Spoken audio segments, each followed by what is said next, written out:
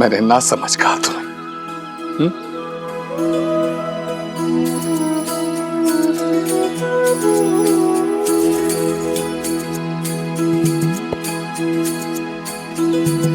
मुझे माफ कर दो बेटा।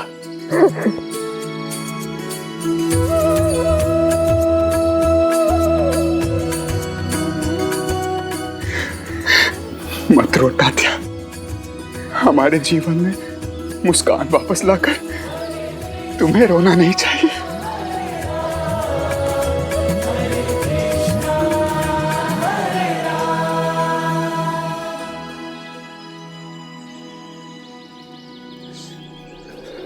पाटिल जी, वो शुक्ला जी और चौधरी जी गांव के लोगों से अंगूठा लगवा रहे हैं। आप जल्दी चलिए।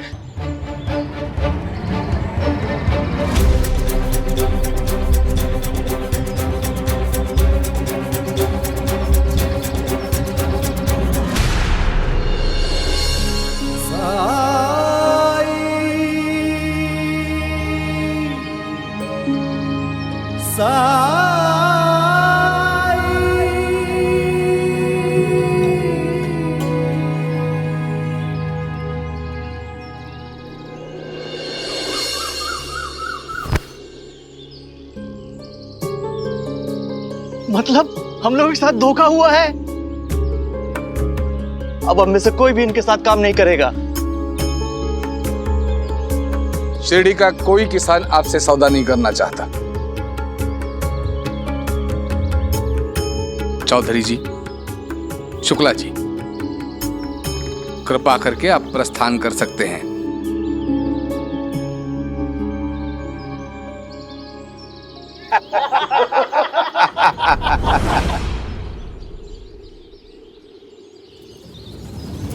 हरिओम।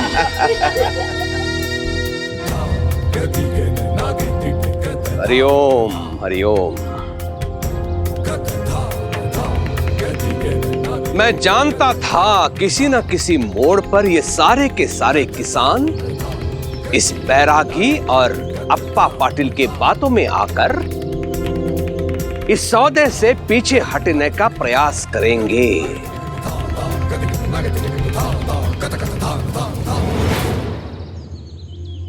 आप लोगों ने इस अनुबंध पत्र पे हस्ताक्षर किए हैं, अंगूठे लगवाए हैं, लेकिन आप लोगों को इस अनुबंध पत्र को पढ़ना तो चाहिए था।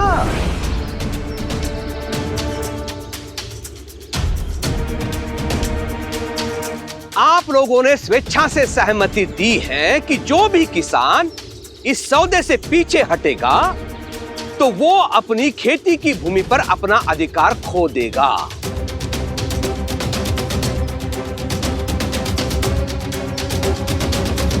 तो आपके पास दो ही विकल्प है। पहला, कपास की खेती करो और फसल तैयार होने पर निर्धारित मूल्य पे फसल हमें बेच दो,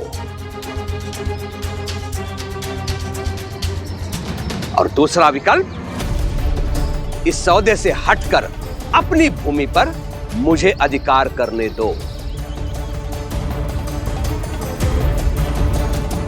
हे देवा, हम तो लुट गए। मतलब हम लोगों ने खुद ही अपने पैरों पे कुल्हाड़ी मार ली है।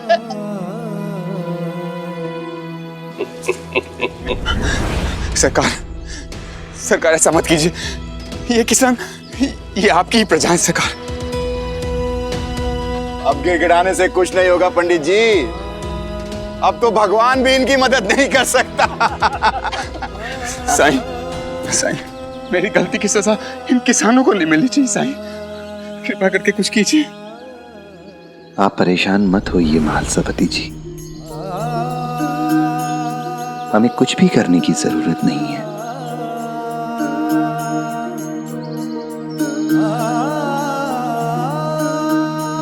शिरडी के किसान बर्बाद होने को है साईं, और आप कह रहे हैं कि मैंने कहा ना, हमें कुछ भी करने की जरूरत नहीं है।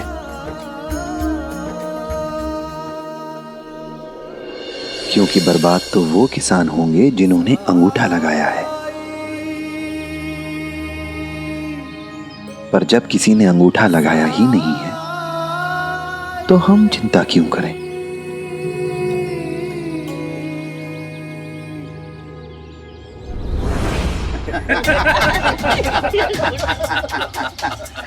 फकीर, तेरे इनकार करने से सच नहीं बदल जाएगा। ये देख, तुम सब भी देख लो, सब लोगों ने अंगूठा लगाया था ना इस पे।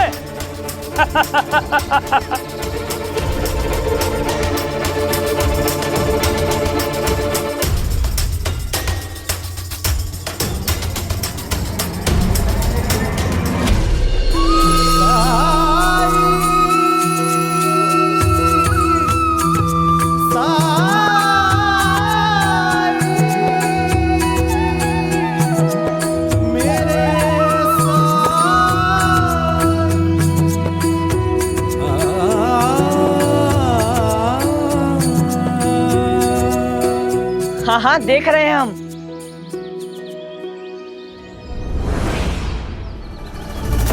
हटाओ इसे।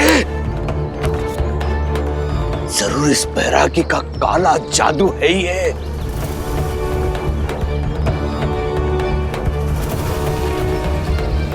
ऐसे कैसे हो सकता है? इन सब लोगों ने मेरे सामने इस पे अंगूठा लगाया था।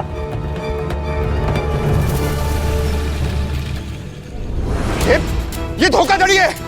तुम सब लोगों को छोड़ूंगा नहीं मैं। इस सब का बदला लूंगा तुमसे।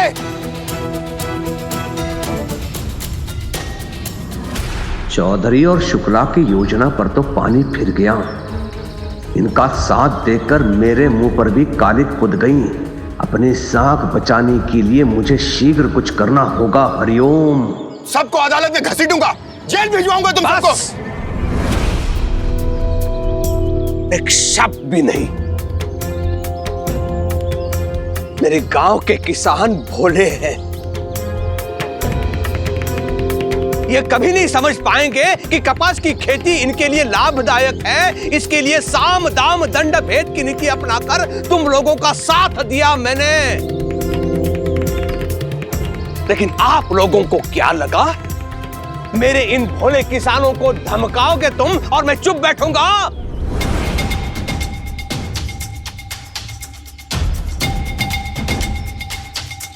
इनसे निपटने से पहले आपको मुझसे निपटना होगा। सरकार, आप भी तो चाहते थे कि... हाँ हाँ, मैं चाहता था कि मैं अपने लोगों की मदद करूं, लेकिन आप लोगों ने इनके भोलेपन का फायदा उठाया। क्या आप लोगों का यह कर्तव्य नहीं था कि इस लेखा पत्र में क्या लिखा है यह सबको बताना?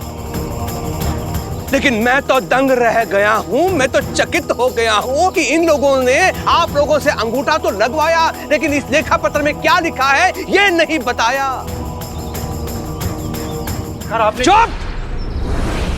कहां गए वो दोनों गधे? हाँ?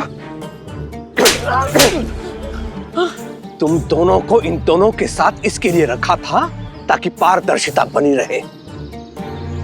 अरे ये दोनों तो बाहर के हैं, लेकिन तुम, हमारा कर्तव्य है कि गांव के लोगों की हम रक्षा करें। लेकिन भूल तो मुझसे हुई है जो इतना महत्वपूर्ण दायित्व मैंने तुम लोगों को सौंपा। लेकिन दोष आप लोगों का भी नहीं है, क्योंकि काला अक्षर तुम दोनों के लिए बहस बराबर ही है।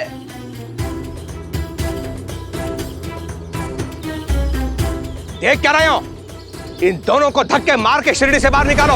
सरकार, सरकार, सरकार, लेकिन सरकार सुन तो लो। सरकार हमारी बात तो सुनिए सरकार।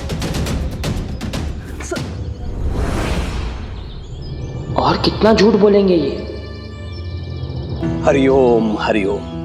मेरे प्यारे शिरडी वासियों, मुझे बिल्कुल अनुमान नहीं था कि ये लोग इतने धोखेबाज निकलेंगे, इतने धूर्त निकलेंगे। लेकिन मैंने सब ठीक कर दिया है। अब आप लोगों को चिंतित होने की कोई आवश्यकता नहीं है। कितना भी बड़ा संकट क्यों ना आए, ये कुलकर्णी सरकार हमेशा अपने प्रजा के हित के बारे में ही सोचेंगे, हमेशा शिरडी की सुरक्षा करेंगे। बस कीजिए सरकार।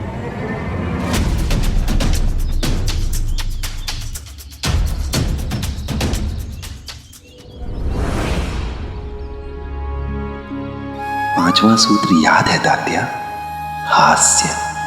जो हो रहा है उसे होने दो, हंसी में उड़ा दो, हास्य रस का प्रयोग करो।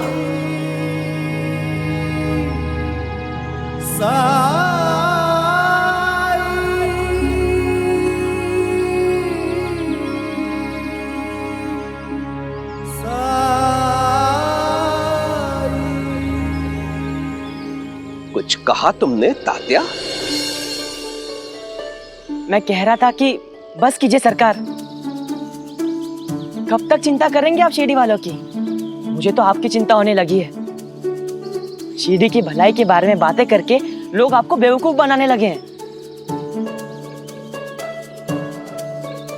संभल के रहिए थोड़ा, कहीं दूसरों के हित के लिए अपना हित ना कर बैठे हैं।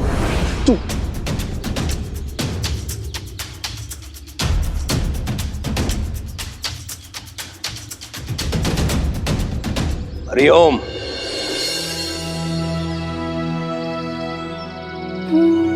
आप तीनों ने हमें बचा लिया, आपका बहुत बहुत धन्यवाद। मैं माफी मांगने के लायक नहीं हूं। मैंने तो आप सबको गलत रास्ता दिखाया। और मैंने भी कुछ नहीं किया।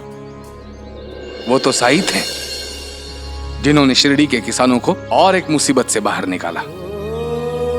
मैंने कुछ भी नहीं किया है। जो भी मदद की है उस मालिक ने की है, पर इसलिए नहीं कि आप आत्मनिर्भरता का अर्थ ही भूल जाएं, उसका महत्व ही भूल जाएं। क्या आप लोगों की कोई जिम्मेदारी नहीं है अपने प्रति, एक दूसरे के प्रति, इस शिरडी गांव के प्रति?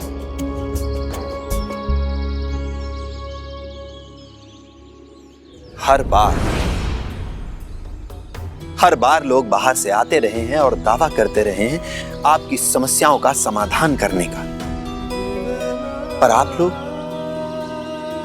लोग हर बार और भी बड़ी समस्या में घिरते आए हैं, और भी बड़ी समस्या में। आखिर कब सबक लेंगे आप अपनी गलतियों से?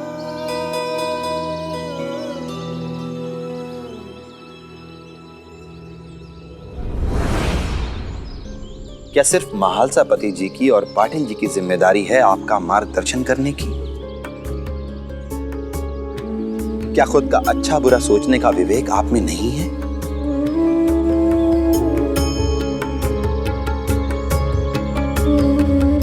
आप सब किसान हैं। कपास की खेती से आपके जल संसाधनों को कितना नुकसान पहुंचेगा, आपने ये क्यों नहीं सोचा? शुरुआत से ही पाटिल जी आपको इसके नुकसान के बारे में समझाने की कोशिश कर रहे थे, भरपूर प्रयास कर रहे थे, पर लाभ के लोभ में आप लोगों ने कुछ समझना ही नहीं चाहा। साईं, हमें लगा कि अगर हम कुछ अलग करेंगे तो शायद जिंदगी में जल्दी उन्नति कर सकेंगे, जीवन में आगे बढ़ सकेंगे। उन्नति करना, तरक्की करना, आगे बढ़ना, इन बातों का अर्थ भी समझते हैं हम। और उन्नति तभी संभव है जब हमारा हृदय संदेह के दायरों को लांघकर सुरक्षा के, विश्वास के आंगन में कदम रखना सीखे। जब हमारे मन से संदेह, डर, असुरक्षा की भावना मिट जाए। और आगे बढ़ना तभी संभव है जब हम अपने पीछे की ओर भी ध्यान दें, उसकी ओर निहारते रहें। जो बीत चुका है उसकी उपेक्षा न करके उससे सीख लें, उसे समझने की कोशिश करें। हमारे पूर्वज बहुत बुद्धिमान थे, दूरदर्शी थे वो, इसलिए वो जानते थे कि यहां क्या उपज सकता है और क्या नहीं। इसलिए उन्होंने उन्हीं फसलों को चुना जो यहां पर अच्छे से उपज सकती हैं और हमारे पर्यावरण को नुकसान भी नहीं पहुंचाएंगी। फलने फूलने का, उन्नति करने का, तरक्की करने का सिर्फ एक मार्ग है, और वो मार्ग है कड़ी मेहनत। अगर कोई आपके पास आता है और कहता है कि वो कोई ऐसी योजना लाया है जिसमें आपका और सिर्फ आपका फायदा है, तो समझ लीजिए कि निश्चित रूप से वो झूठ बोल रहा है और भविष्य में आपका नुकसान ही होगा।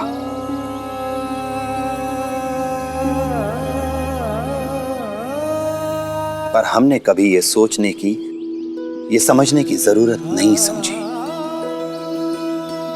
प्रगति करना, उन्नति करना, इसके बारे में सोचना ये बहुत अच्छा है, पर साथ साथ हमें ये भी सोचना चाहिए कि इस प्रगति के लिए हमें किन शर्तों को मानना पड़ेगा।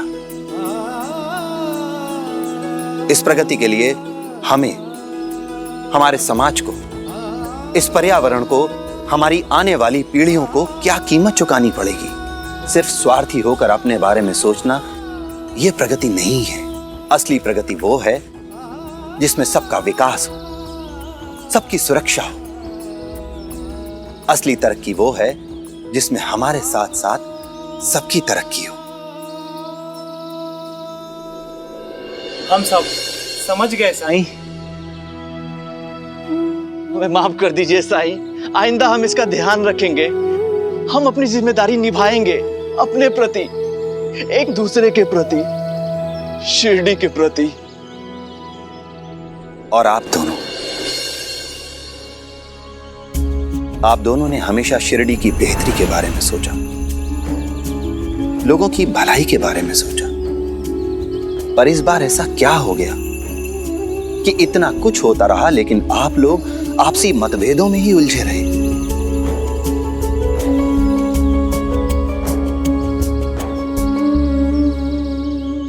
महालसापति जी, आपने केवल कुलकर्णी सरकार की बात पर भरोसा करके इन गांव के लोगों को भरोसा दिला दिया। एक बार भी दस्तावेज को पढ़कर देखने की जरूरत नहीं समझी।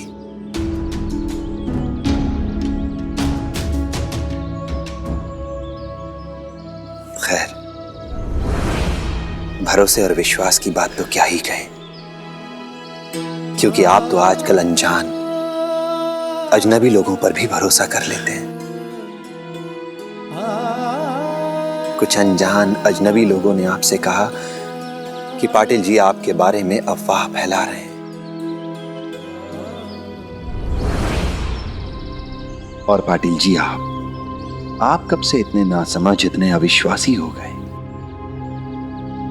कि आपने ये मान लिया कि महालसापति जी तात्या की घटना के बारे में जो कह रहे हैं वो झूठ हो सकता है। और जब आपने ये देखा कि आपके मित्र महालसापति जी कुलकर्णी सरकार के प्रभाव में हैं, तो आपने उन्हें सही मार्ग पर लाने का प्रयास क्यों नहीं किया? ऐसा इसलिए नहीं किया क्योंकि आपने मान लिया था कि महालसापति जी के बारे में जो अफवाहें फैलाई जा रही हैं वो सच है। उन अफवाहों पर भरोसा कर लिया था आपने। साईं, माफ करना, आइंदा हम कभी नहीं लड़ेंगे। हाँ साईं, अब हम हमेशा एक दूसरे पर भरोसा करेंगे।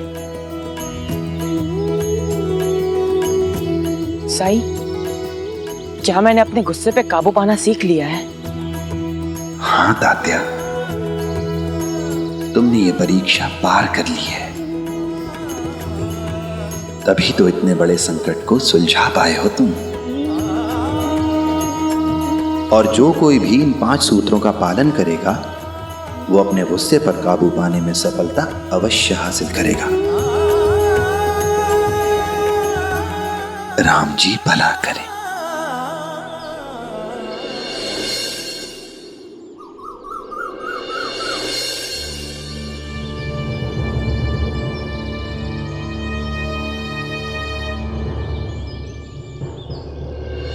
बाबा, कागज की नाव बनी नहीं रही है।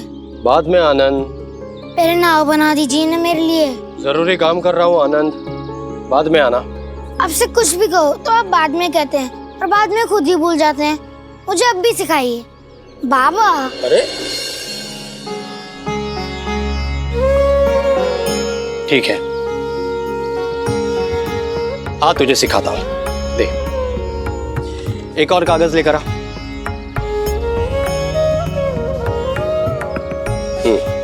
अब जैसे मैं बनाता हूं ठीक वैसे ही बना।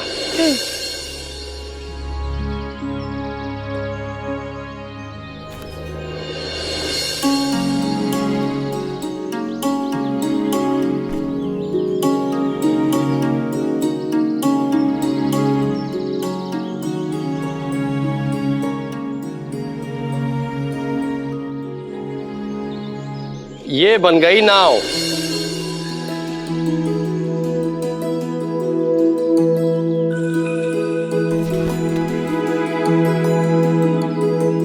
ये देखिए बाबा, कैसी है?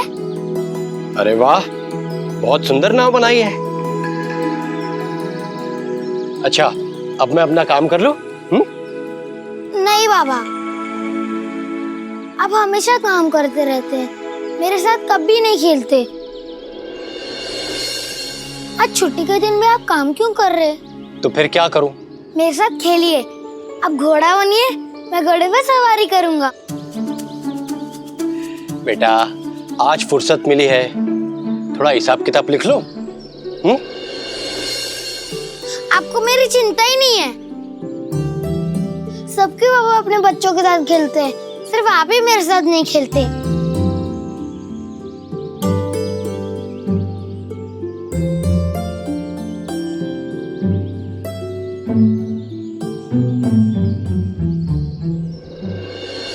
हो अच्छा, मैं बनता हूं तेरे लिए गधा, घोड़ा और सब कुछ।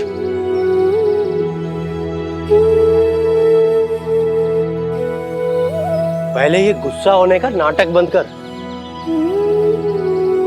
चला जा।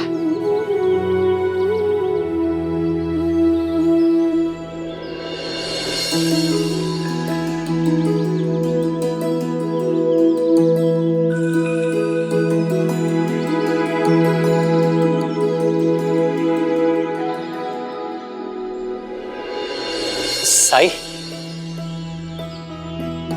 आनंद,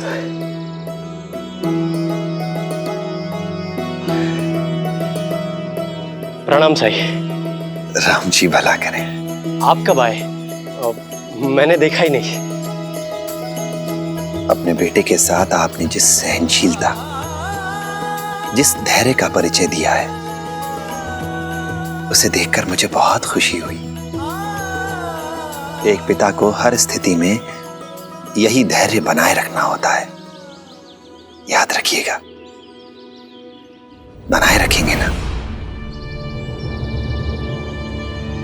साई किसी बात की ओर इशारा तो नहीं कर रहे?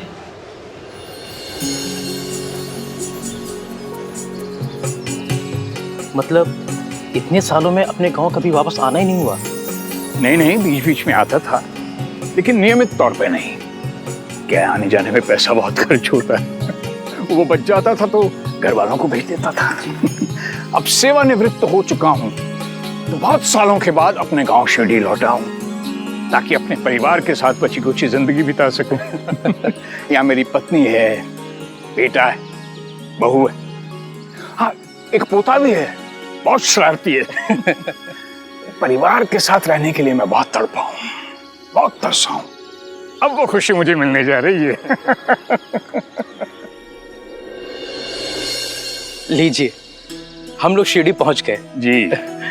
बातों बातों में समय कैसे निकल गया पता ही नहीं चला। आपसे मिलकर बहुत खुशी हुई। मुझे भी। अब इजाजत दीजिए, फिर मुलाकात होगी। हाँ जरूर, अब तो मैं यही हूँ। जी शुक्रिया।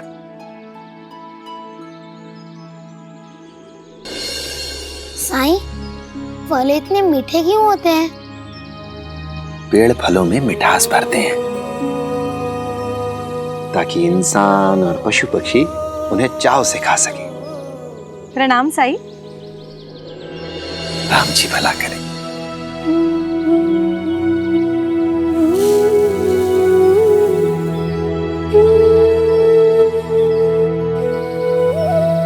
जानते हैं साई, ये सुबह से आपकी प्रतीक्षा करता रहता है ताकि आपसे अपने विचित्र सवाल पूछ सके। अब आप ही इसके विचित्र सवालों के जवाब दे सकते हैं। आई, बीच में मत बोलिए। अब जानती है ना, जब दो लोग आपस में बात कर रहे हो तो बीच में नहीं बोलते।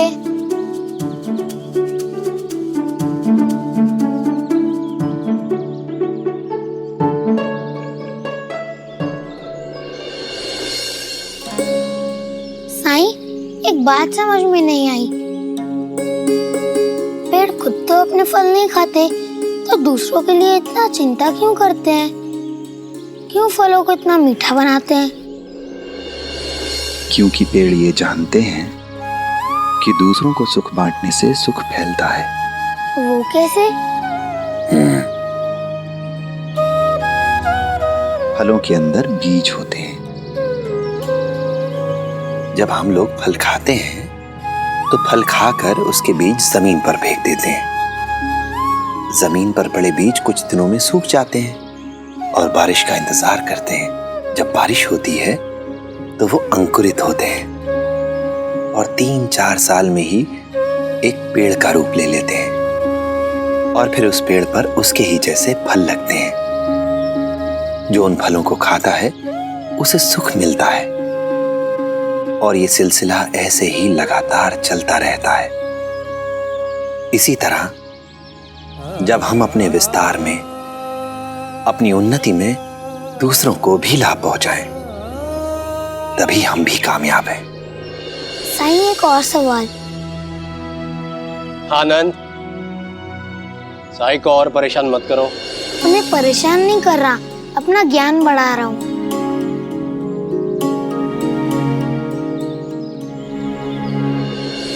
आजोबा,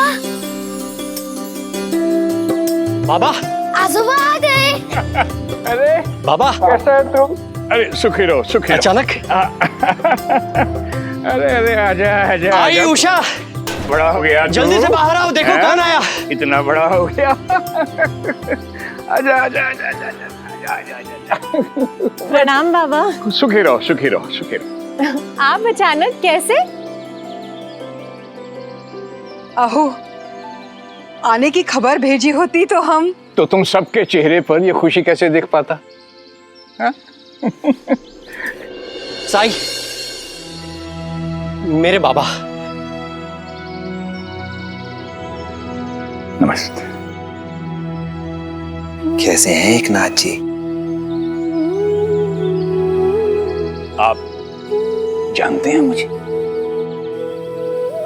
ऐसे व्यक्ति को कौन नहीं जानता होगा जिसने अपने परिवार के पालन पोषण के लिए इतनी मेहनत, इतना त्याग किया हो।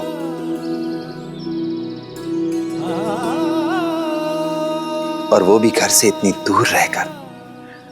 आप तो ऐसे बात कर रहे हैं साईं जैसे मैं कोई बहुत बड़ा आदमी हूं। मैं तो एक छोटा सा मामूली सा आदमी हूं, एक आम इंसान। और एक आम इंसान की जिंदगी तो ऐसी ही होती है।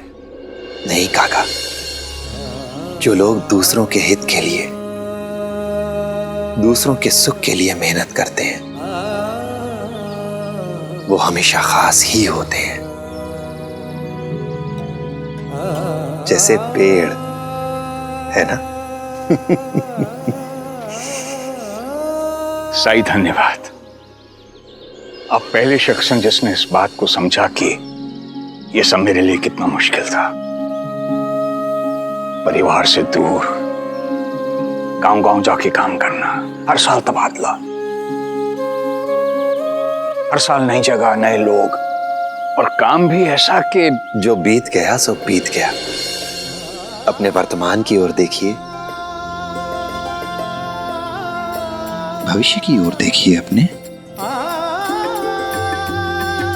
खुद को व्यस्त रखने के लिए हम सभी को कुछ न कुछ करते रहना चाहिए, क्योंकि व्यस्त रहने से जीवन दिशाहीन नहीं लगता है। अपने तजुर्बे का प्रयोग आप माला बनाने के लिए कर सकते हैं। माला? साईं, लेकिन माला बनाने का तो मेरा कोई तजुर्बा ही नहीं है। कई बार हम अपनी काबिलियत से अनजान रहते हैं, और कौन जाने ये विधा आपको भविष्य में किस रूप से काम आ जाए। साईं माला बनाने की बात क्यों कर रहे हैं? भला मुझे क्या जरूरत है काम करने की? मेरा बेटा कमाता है, मेरा घर बार है, और मैं काम से सेवानिवृत्त होकर आया हूं। इसका मतलब है कि मुझे आराम करना है। अब तो अपने परिवार के साथ फुर्सत से पल बिताऊंगा।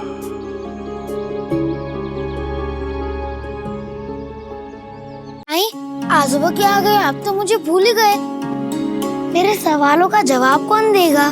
अभी और भी सवाल बाकी हैं। अच्छा ठीक है, तुम सवाल पूछना जारी रखो। साईं, धरती नीचे और आसमान ऊपर क्यों है? बस भी कर आनंद, साई को सुबह से बिठा के रखा है, उन्हें और भी काम होंगे। साई, मैं इसकी तरफ से आपसे माफी मांगती हूँ। कोई बात नहीं। साई, आप फिक्र ना करो, बैठ। अब मैं आ गया हूं, इसके हर सवाल का जवाब दूंगा। क्या मेरे पास कोई काम तो है नहीं, दिन भर आराम ही आराम, इसके सवाल मेरे जवाब, दादा और पोता। ऐसे दिनों के लिए तरसता रहा हूं मैं। अब जिंदगी में आराम ही आराम, सुकून ही सुकून होगा। सुकून तो मन से आता है एकनाथ काका। अगर हम श्रद्धा और सबूरी बनाए रखेंगे तो मुश्किल घड़ी में भी सुकून ही रहेगा।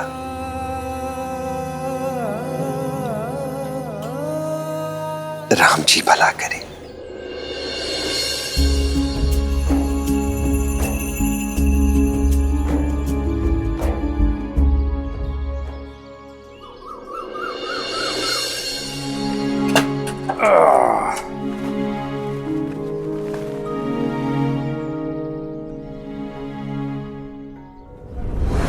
अलमारी में तो जगह ही नहीं है। अब जगह ही बना रही हूँ बाबा, पुराने कपड़े संदूक में रख दूंगी। क्यों बेकार में मेहनत कर रही हो? ये कपड़े मेरी तरह बहुत पुराने हैं। एक काम करता हूं, इन्हें संदूक में रख देता हूं, तुम परेशान मत हो। अरे इसमें परेशानी कैसी बाबा? ये आपका घर है और यहाँ आपके सामान के लिए जगह नहीं होगी तो किसके लिए होगी? उषा, तुम जल्दी जल्दी सारे कपड़े तय करके रख दो, फिर हमें बाबा के सोने के लिए जगह भी बनानी है। हो। जगह सोने के लिए? जहां तुम्हारी आई सोती है वहां मेरी खाट लगा देना। लेकिन बाबा, आई तो रसोई में सोती है। रसोई में? तुम अपनी आई को रसोई में कैसे सुला सकते हो? ये कमरा है ना, यहां सोने का हक तो बनता है इसका। आहो, लीजिए। क्यों बच्चों पे इतना चिल्ला रहे हैं? तुम रसोई में सोती हो? हाँ। अब नहीं, अब से यहां सोगी, इस कमरे में।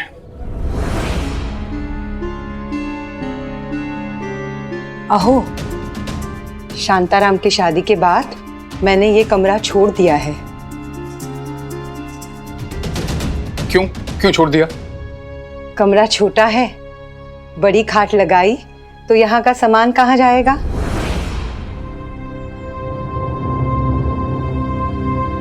इसलिए आपके लिए यहाँ छोटी खाट लगाई ताकि आप वापस आए तो यहाँ सो सके। और मैंने रसोई में सोना शुरू कर दिया। अब इतनी आदत हो गई है कि वहां के सिवा और कहीं नींद भी नहीं आती है।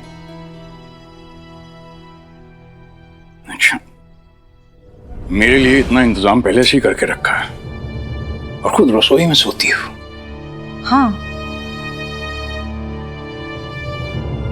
अब सुनो, मैं आराम से बाहर खाट लगा के सो जाऊंगा। आप ऐसा अरे इतने साल से बाहर रहा हूं, बाहर सोने की आदत है मुझे। नहीं नहीं, तू मेरी फिक्र मत कर, मेरी फिक्र ना कर।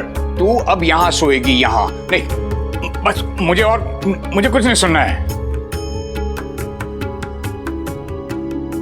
बेटा, मेरी खाट बाहर लगा देना।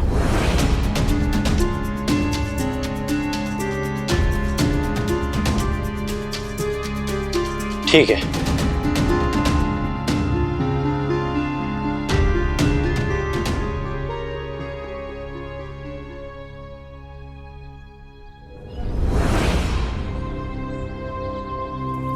दिमाग खराब हो गया रामलाल तुम्हारा। ये कैसी बातें कर रहे हो? एक तो मैंने तुम्हारी पोटली लौटा कर दी, ऊपर से तुम मुझे चोर साबित कर रहे हो। आधे पैसे निकालकर पोटली लौटाने वाला भी चोर होता है। अगर मुझे पैसे निकालने ही होते तो मैं पोटली क्यों लौटाता, और फिर आधे क्यों, पूरे ही लेता ना। लेकिन मैंने ऐसा नहीं किया। वो तो जब मैंने कहा कि थाने में शिकायत दर्ज करूंगा पोटली खोने की, तो डर के मारे तुमने पोटली लौटाई। श्यामराव, इन पैसों की मुझे सख्त जरूरत है, उधार मांग के लाया हूं। मेरे पैसे लौटा दो।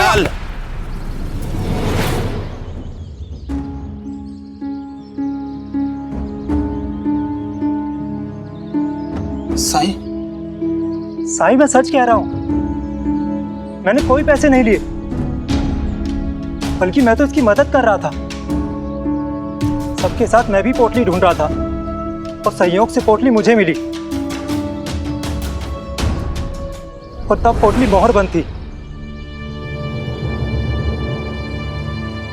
और मैंने वैसी की वैसी पोटली रामलाल को लौटा दी, ये सोचकर कि इसकी थोड़ी परेशानी दूर होगी।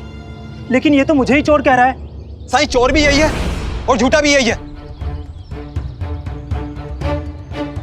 पोटली में 10 रुपए थे, और जब इसने लौटाई तो 5 कम थे। क्या मैं वो पोटली देख सकता हूं? जी साईं।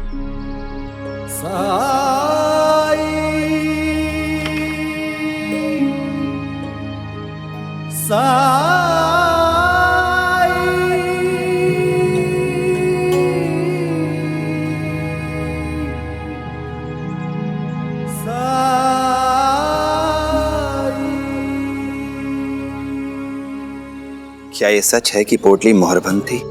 जी साईं, मुझे बीच के लिए कुछ पैसों की जरूरत थी, तो मैं अपने ससुर साहब से उधार लेकर के आया था। वो बहुत सावधानी बरतने वाले इंसान हैं। उन्होंने इसको मोहर बंद किया था ताकि पैसे ना गिरे।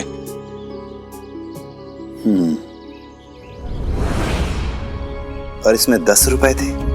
जी साईं। और जब श्यामराव ने ये पोटली तुम्हें वापस लौटाई तो भी ये मोहर बंद थी? जी साईं, श्यामराव ने हम सबके सामने पोटली लौटाई, हम सबने देखा पोटली मुहर बंद थी। कोई भरोसा नहीं है साईं, मोहर तोड़े बिना भी पैसे निकाले जा सकते हैं किसी तरह। या मोहर तोड़ी होगी, पैसे निकाले होंगे और फिर मोहर लगा दी होगी। रामलाल, मुझे पैसों की कमी है क्या? और मैं ऐसा घटिया काम क्यों करूंगा? इल्जाम जरा सोच समझ कर लगाओ तुम।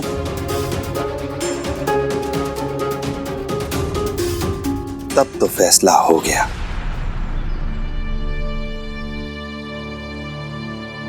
कि ये पोटली रामलाल की नहीं है।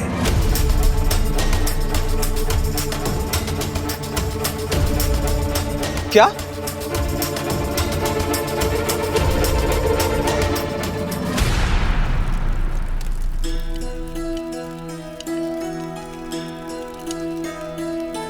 आई?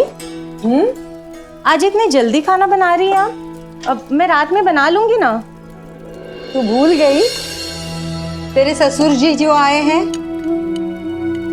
उनकी दिनचर्या सूरज उगने से पहले शुरू हो जाती है और सूर्यास्त के साथ समाप्त हो जाती है, और रात का खाना भी वो अंधेरा होने से पहले खा लेते हैं। अरे हाँ, मैं तो भूल ही गई। असल में परसों बाद जो आए हैं बाबा।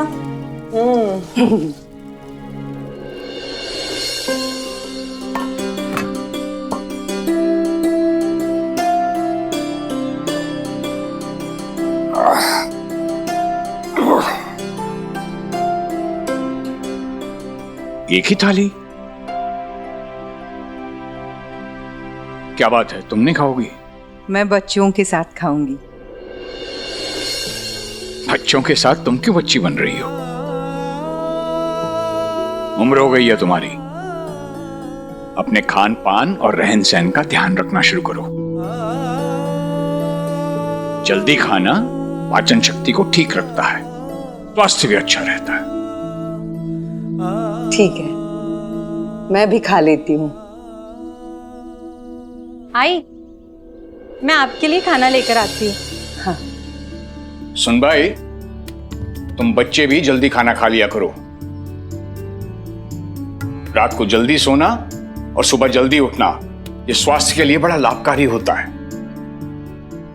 जी बाबा, आनंद के बाबा आते ही हम खाना खा लेंगे।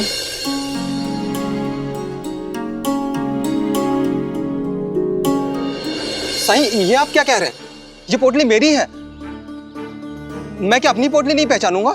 रामलाल जी, ये तो बहुत मामूली पोटली है। ऐसी पोटली बाजार में एक ढूंढो 1000 मिल जाती हैं। हो सकता है पोटली पहचानने में आपसे गलती हो गई हो और ये पोटली किसी और की हो। अगर ये रामलाल की नहीं है तो फिर पता लगाना चाहिए कि ये किसकी है। पर इस पोटली पर किसी ने हक नहीं जताया है, न ही कोई शिकायत दर्ज कराई गई है। ऐसी स्थिति में इस पोटली पर उसी का अधिकार है जिसे ये मिली हो। इसलिए इस पोटली को आप अपने पास रखिए श्यामराव।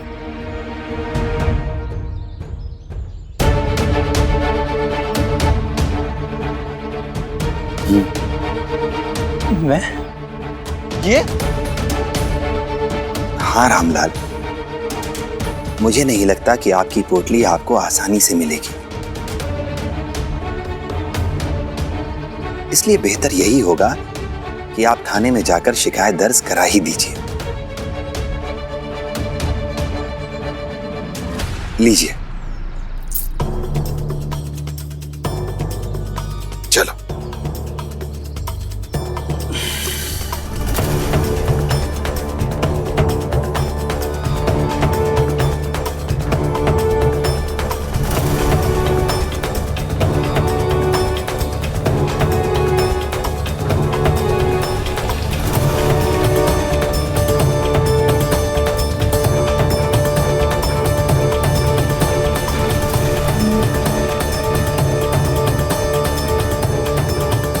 श्यामराव, रुको। साईं, आप भी रुकिएगा।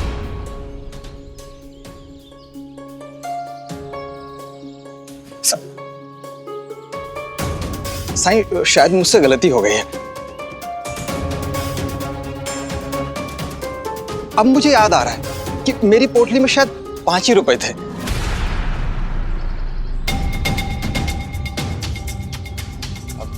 साईं, ये पोटली मेरी है, मुझे दिलवा दीजिए ना मेरी पोटली।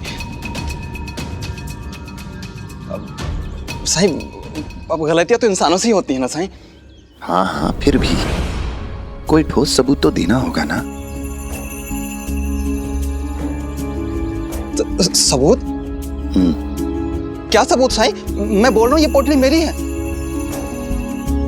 फिर भी गलतियां तो इंसान से ही होती है ना रामलाल।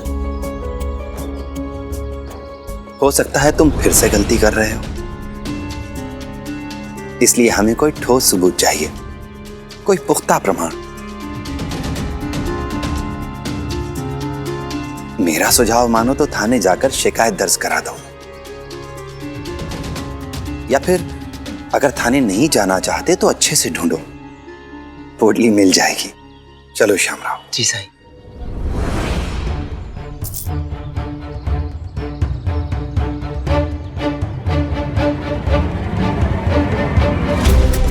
तुम मेरे पैसे लेकर के नहीं जा सकते। वो तो थोड़े ज्यादा पैसे मिल जाएंगे, इसलिए मैंने तुमसे वो 10 रुपए वाली बात।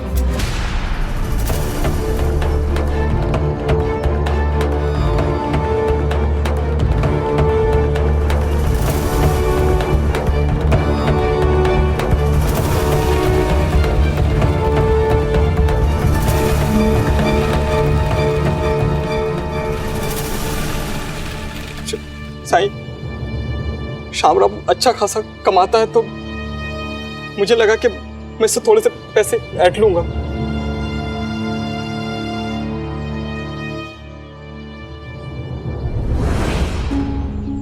रामलाल, जिस इंसान ने ईमानदारी से तुम्हारा धन तुम्हें वापस लौटाया,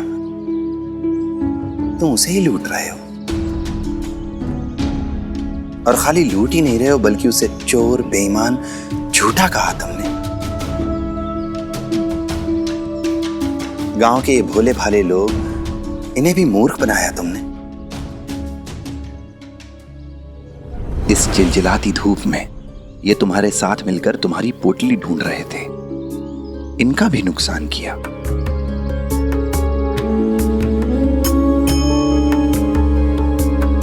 अब तुम ही बताओ रामलाल, तुमने इन लोगों का विश्वास तोड़ा, इनका समय नष्ट किया। अगर भविष्य में किसी जरूरतमंद इंसान को इनकी मदद की जरूरत होगी, उस पर विश्वास कैसे करेंगे? क्यों करेंगे उसकी मदद? साईं बिल्कुल ठीक कह रहे। तुम ही बताओ रामलाल, अगर दोबारा तुम्हारी कोई चीज खो गई तो हम में से कौन मदद करेगा तुम्हारी? अब तो मन में डर बैठ गया कि तुम ढूंढने वाले को ही चोर बना दोगे। 5 रुपए, सिर्फ 5 रुपए के लिए तुमने ऐसा किया? ये 5 रुपए तो तुम मेहनत करके भी कमा सकते थे। जो तुमने किया है, इसका केवल तुम पर नहीं, बल्कि तुम्हारे परिवार पर भी बुरा प्रभाव पड़ेगा।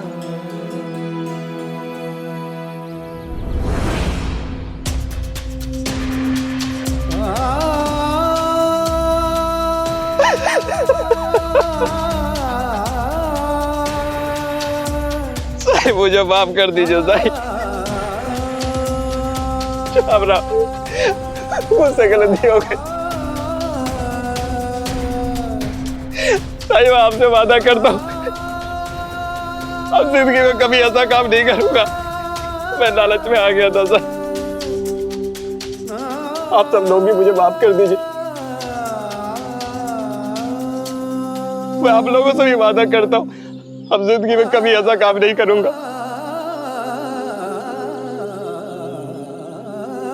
बस आप लोग मुझ पे अपना भरोसा बनाए रखिएगा, मुझे खुद से अलग मत कीजिएगा।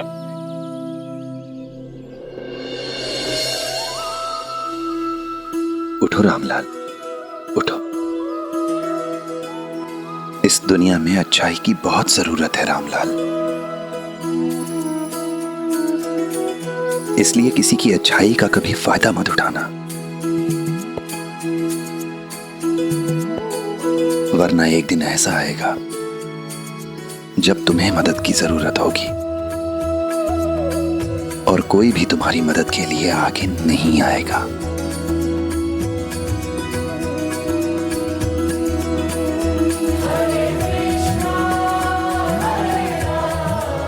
मैं याद रखूंगा साईं, मैं याद रखूंगा।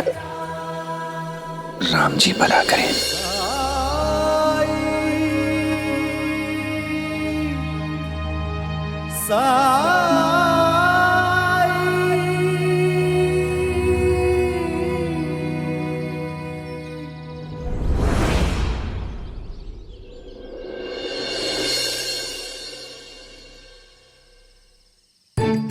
तबड़क तबड़क तबड़क तबड़क तबड़क तबड़क तबड़क तबड़क तबड़क तबड़क तबड़क तबड़क तबड़क तबड़क तबड़क।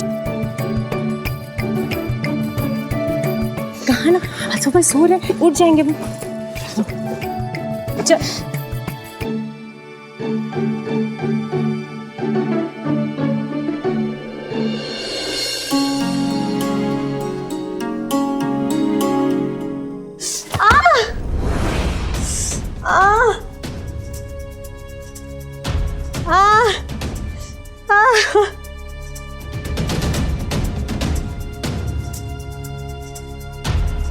क्या हुआ आई? सच में चोट लग गई? कभी बात नहीं सुनता। तेरी वजह से पैर मुड़ गया मेरा।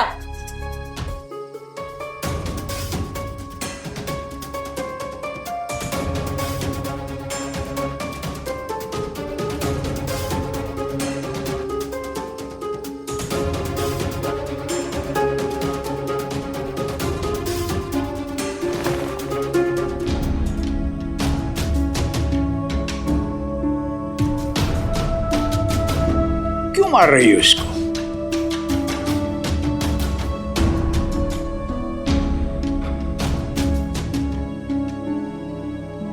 तुम लोग जाग क्यों रहे हो अभी तक? बाबा ये शैतानी कर रहा है, सोता ही नहीं है।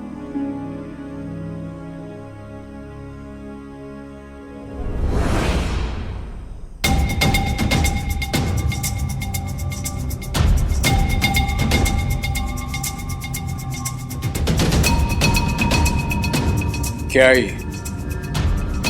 तुमने तो कहा था कि शांताराम के आते ही खा लेंगे। सूर्यास्त से पहले खाना खाने की आदत डालो।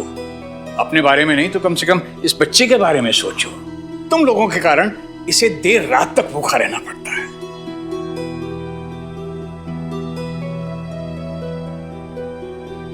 देर से खाएगा तो सोएगा कब? और खाना खाने के 2 घंटे बाद सोना चाहिए। देर से सोएगा तो देर से उठेगा। इसमें आनंद की कोई गलती नहीं है। इसे मारने की बजाय खुद को सुधारो, अपने आप को बदलो। जीवन में अनुशासन लाओ, नियम से जीना सीखो। अपने लिए नहीं तो कम से कम इस बच्चे के लिए खुद को बदलो। बच्चे वही करते हैं जो बड़े करते हैं। बड़ों को देख देख कर ही बच्चे सीखते हैं। जी बाबा, अब से हम ध्यान रखेंगे। आनंद बेटा, अच्छे बच्चे की तरह काम करो। जाओ और सो जाओ। क्या? चलो तुम लोग भी सो जाओ।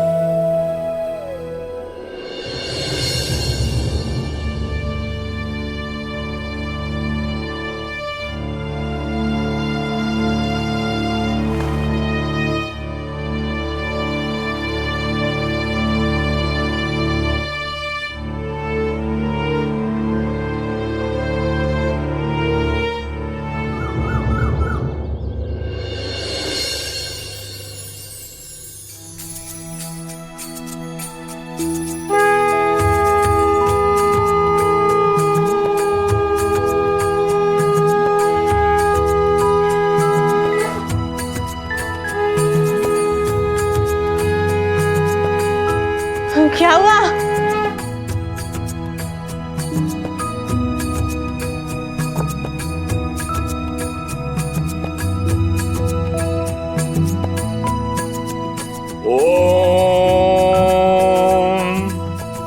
ओम त्र्यंबकं यजामहे सुगंधिं पुष्टिवर्धनम् उर्वारुक्मे बंधनान् मृत्योर्मुक्षेमामृतात्।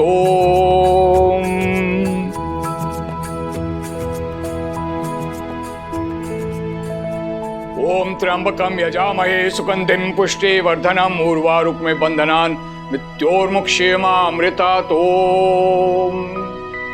ओम त्र्यंबकं यजामहे सुगंधिं पुष्टिवर्धनम् उर्वारुक्मे बंधनान् मृत्योर्मुक्षेमामृतात्।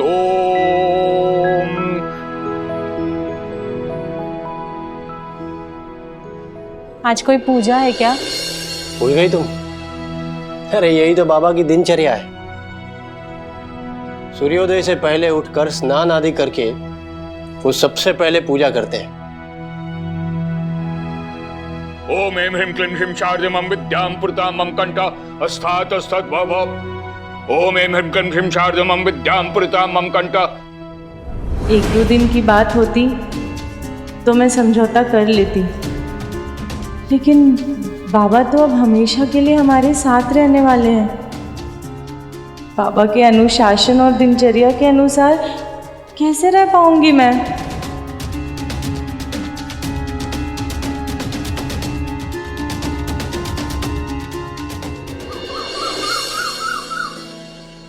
अरे तुम्हारे पत्ते तो सूख रहे हैं, तुम्हें कोई पानी नहीं देता?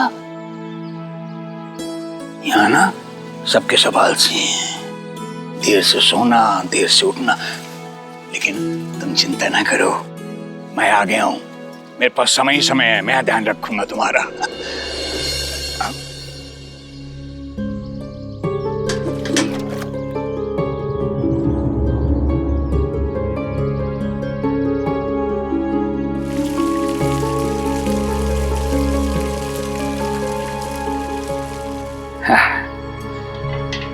अब जल्दी जल्दी हरे भरे हो जाओ।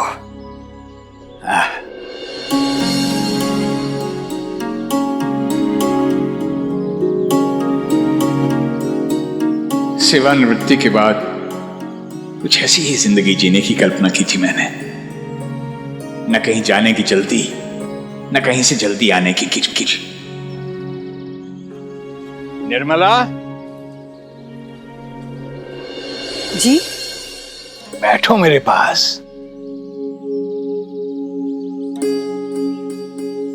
कुछ बात थी क्या?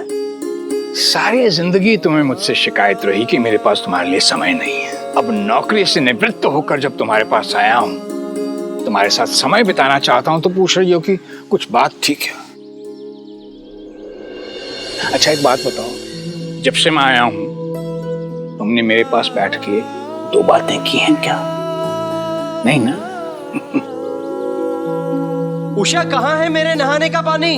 अभी लाई।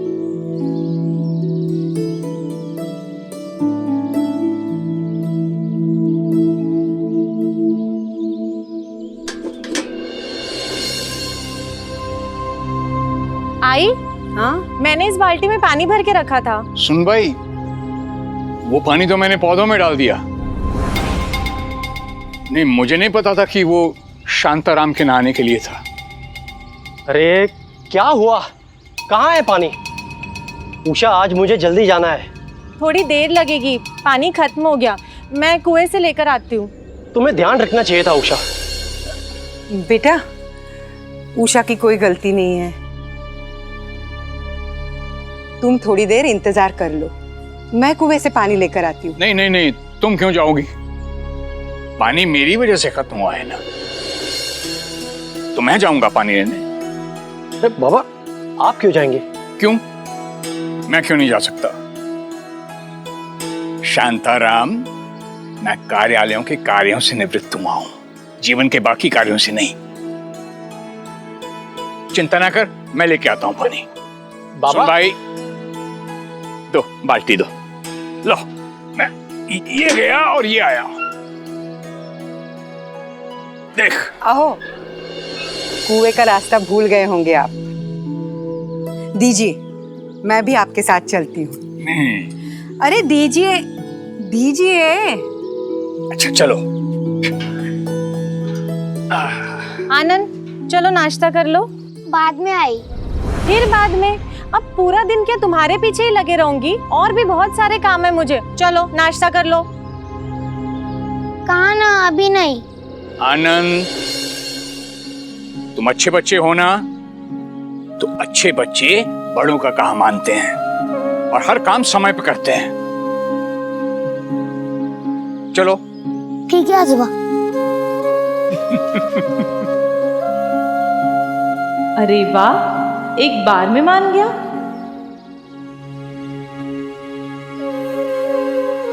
बाबा के आने से एक बात तो अच्छी हुई कि आनंद कम से कम उनकी बात तो मान रहा है। मेरा कुछ काम आसान तो हुआ बाबा के आने से। शायद मैं अकारण ही चिंता कर रही थी।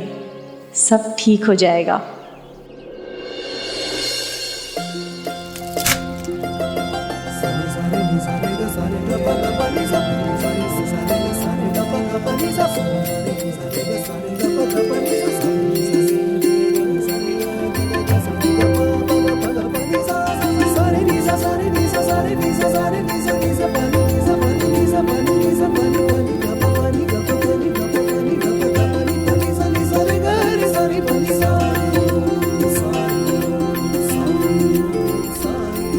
साई, अब तो बता दीजिए किस खुशी में आपने हमारे लिए ये दावत रखी है?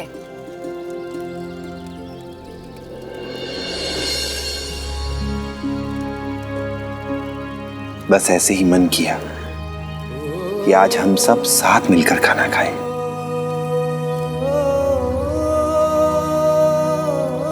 साईं, हम सब जानते हैं कि तुम बिना वजह कुछ नहीं करते, और मुझे पूरा विश्वास है इसमें भी किसी की भलाई ही छुपी होगी। और तुम बताओ या ना बताओ, हमें देर सवेर पता चल ही जाएगा।